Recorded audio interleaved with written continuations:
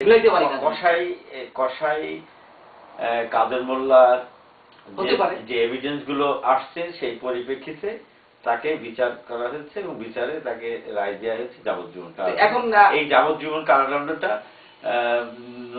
দেশের মানুষ মানতে পারেনি, নতুন প্রজন্ম মানতে পারেনি, যার ফলে এটাকে কেন্দ্র করে রাস্তায় নেমেছে, শাহবাগের আন্দোলন শুরু হয়েছে, চত্বরের চেতনা। আমিও ছিলাম ওখানে। তো এটা এরপরে আসছে সাইদির ব্যাপারটা। ঠিক আছে, আপনি সাইদির ব্যাপারটা বলেন। সাইদির ব্যাপারটা দেখেন, না আমি মোল্লা সাহেবের ব্যাপারটা আমি শেষ করি। এখন এটাও আমার কথা না, আপনারা এটা বলতেই পারে কিন্তু কেউ, যেহেতু এরকম পারসেপশনটা আছে, তাহলে কসাই কাদের নামের একজন লোক ছিলেন যার বিচারটাই কাদের মোল্লার ঘাড়ে চাপানো হয়েছে, এরকম কিন্তু একটা জিনিস আছে আর কি।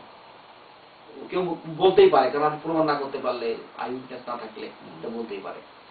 তো সাইদি সাহেবের বিষয়টা দেখেন আপনি, উনি আমি কয়েকটা জিনিস আপনাকে বলি। ওই এলাকার যিনি কমান্ডার জনাব শাহজাহান ওমর সাহেব, উনি, আমি নিজে কানে এই বাংলা ভিশনের টক শোতে শুনেছি, উনি বলতেন যে আমি এবং আমার অধীনে যারা কাজ করতো ওই এলাকায় মুক্তিযুদ্ধের সময়, তাদের কাছে জিজ্ঞাসা করেছি যে এরকম নামে এই ধরনের কোন ছেলে কখনো রাজাকার ছিল না, সাইদি সাহেব। এবং উনি তাও বলেছেন যে ওনার ভাইরার একটা তেলের দোকান ছিল, সেখানে সে চাকরি করতো, মানে দোকানটা দেখাশোনা করতো, এবং নিপাট একজন সাধারণ মানুষ ছিল, তখন তার কোনো পরিচয়ই ছিল না। দেলোয়ার হোসেন সাইদি সাহেব 71 সালে।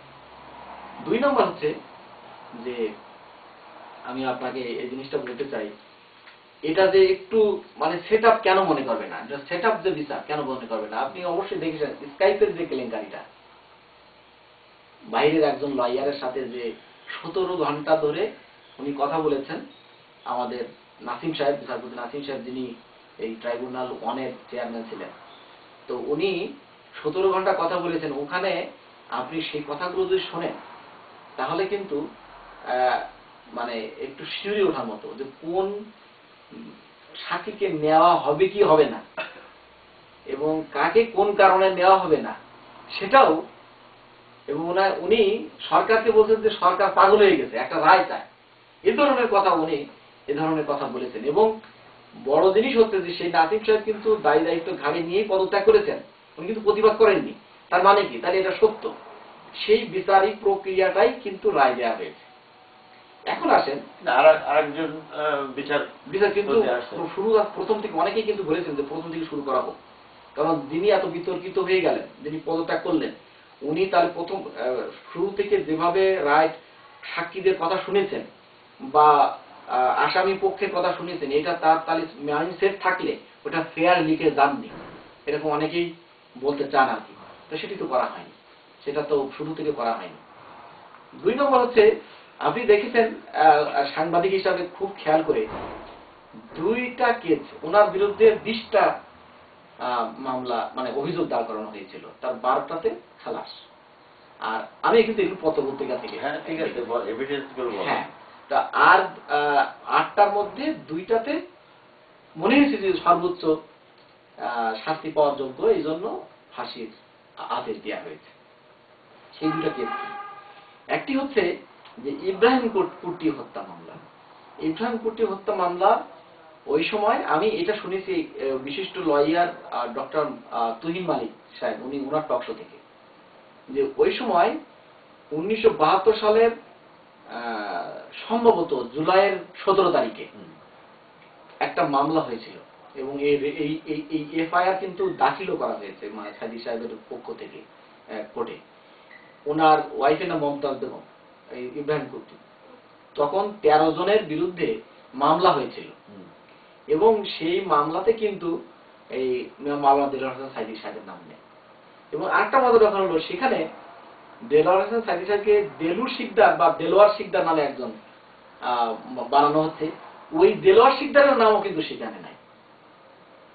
তো সেই পরিবারের, সেই মমতাজ বেগম, তার ছেলে মেয়ে, তারপর ইব্রাহিম কুট্টির শাশুড়ি, তার পরিবারের সবাই কিন্তু আছে, তাদের কিন্তু ওইখানে সাক্ষীও রাখা হয়নি। তো পরিবারের লোকেরাও বিচার পাচ্ছে না, এবং তারা এ ধরনের একটা মামলা করেছে, সেই মামলাটাও ওইখানে ওই সময় সেটেল হয়ে গেছে, সেই ধরনের একটা কেস আপনি কেন আনলেন? এটা হলো একটা। 2 নম্বর হচ্ছে আরেকটি মামলা আছে হচ্ছে বিশপ আলী হত্যাকাণ্ড। তার ভাই হচ্ছে আপনার সুকুরঞ্জন বালী। সুকুরঞ্জন বালী তার ভাই, এবং তাকে মানে সাক্ষী দেওয়ার জন্য কোর্টে আনা হচ্ছিল, এবং সকল মিডিয়াতে এটা এসেছে। সাইদি সাহেবের পক্ষের আইনজীবীরা 2-3 দিন কোর্টেই যায়নি, এই কারণে যে সেই সুকুরঞ্জন বালীকে ডিবির লোকেরা নাকি, আমি নাকি বলছি এই জন্য যেহেতু মিডিয়ার আমি শুনেছি, দেখেছি বা পড়েছি, এই জন্য আমি তো একজাক্টলি জানি না, ডিবির লোকেরা নাকি কোর্টের সামনে থেকেই উঠাই নিয়ে গেছে, কারণ সুকুরঞ্জন বালী মিথ্যা সাক্ষী দিতে চান নাই। পরে বোঝা গেল কি, ইউটিউবে আপনি দেখবেন আছে, উনি বলেছেন যে আসলে সাইদি সাহেব আমার ভাইকে মারেনি। তো তাহলে এই 2টা কেসে, যেটা সাংঘাতিক মানে একটু গোজামিল হয়ে গেল না, এই 2টা কেসে আপনি তাকে ফাঁসি দিলেন। আবার ওইদিকে নাসিম সাহেবের যে স্কাইপের যে কেলেঙ্কারি, সেই প্রসেসটা রেখে দিলেন। স্বাভাবিকভাবেই এই দ্বারা খেপেছে, যে কারণে পরিস্থিতি খারাপ হয়েছে। আপনার এই পরিপ্রেক্ষিতে আমি এক প্রশ্ন করি। বলেন।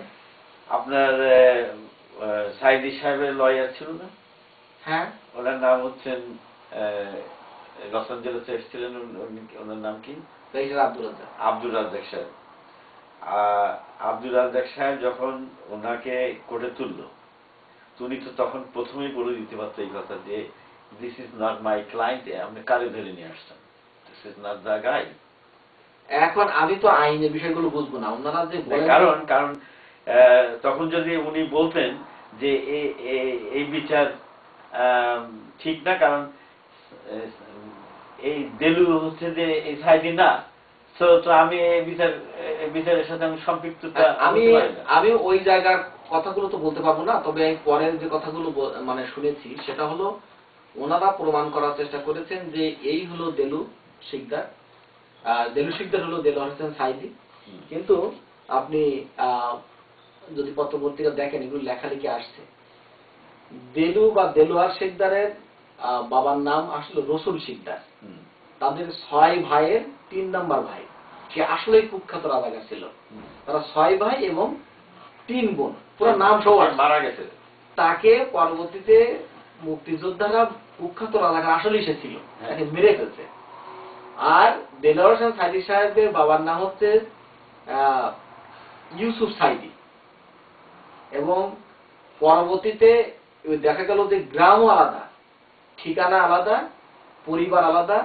এবং দেলোয়ার হোসেন সাইদি সাহেব নিজে, আপনি যদি ইউটিউবে দেখেন, দেখবেন যে উনি 1996 সালে সম্ভবত, তখন কিন্তু আওয়ামী লীগ ক্ষমতায় প্রথমবার, তখন ওনাকে কেউ একটা টোন দিয়েছিল যে রাজাকার, তখন উনি বলছিলেন ওখানে দাঁড়িয়ে, এটা আপনি বক্তব্য পাবেন, শুনেছেন, বলছে যে আমার সেই সময়কার কোনো কাদা আমার গায়ে লাগেনি, এবং আমি সবাইকে আমন্ত্রণ জানাচ্ছি পিরোজপুরে আসার জন্য, যে সেখানে এসে দেখা হোক, তদন্ত করা হোক যে আমি আসলে রাজাকার ছিলাম কিনা।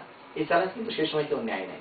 কারণ সবচেয়ে বড় জিনিস হলো, আমি আপনাকে এখানে একটু খুব বিনয়ের সাথে কমিউনিটিকে আমি বোঝার জন্য বলছি যে দেখেন, আমি এগুলো পত্রপত্রিকা পড়েছি বা এখন ইউটিউবে যা দেখছি, 1971 সালের পরে দেলোয়ার হোসেন সাইদি সাহেব সাংঘাতিক জনপ্রিয় একজন বক্তা, এবং প্রচুর ডকুমেন্টস আছে যে মানে মুক্তিযোদ্ধা সংসদের ব্যানারে ওনাকে সম্বর্ধনা দেওয়া হয়েছে, এবং বিরাট বিরাট ওয়াজ মাহফিল করার ব্যবস্থা করা হয়েছে।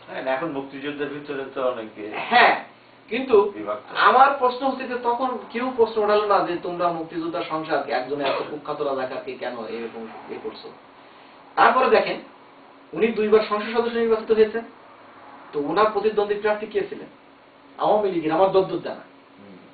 তো তখনও তো বিষয়টা, আপনার কি মনে হয় যে আপনি যদি আমার প্রতিদ্বন্দ্বী হন একটা জায়গার এমপি ইলেকশনে, আর আমার যদি বিরাট একটা ত্রুটি থাকে, আপনি সেটা বলবেন না? এত মহানুভবতা আপনি কি দেখাবেন? তাহলে আওয়ামী লীগের একজন প্রার্থী হয়ে পিরোজপুরে যেখান থেকে উনি ইলেক্টেড হলেন, এবং হিন্দু সম্প্রদায়েরও ভোট পেয়ে উনি বিপুল ভোটে ইলেক্টেড হলেন, ওখানকার সেই সময়কার প্রার্থী ওনার বিরুদ্ধে কোনো অভিযোগ নিয়ে আসলো না। তাহলে আমার মতো যারা মুক্তিযুদ্ধের পরের জেনারেশন, যারা আমাদের মনের মধ্যে একটু কিন্তু আসলে খটকা লাগার কথা,